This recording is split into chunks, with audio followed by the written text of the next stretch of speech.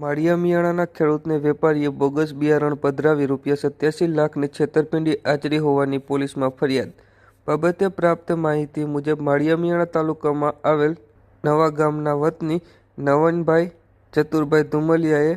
પંકજભાઈ સાદરિયા અને રવજીભાઈ ધુમલિયા સાથે મળી માળિયાના અલગ અલગ ગામોના ખેડૂતો પાસેથી 300 વીઘા જેટલી જમીન વાવેતર માટે રાખી હોય, જેના માટે બોટાદના કુંડલી ગામના અમરાભાઈ રબારી પાસેથી બિયારણ લીધું હોય, જેમાં વેપારીએ 300 વીઘા જમીનમાં 15 મણ જેટલો ઉગાવો એમ કુલ 4500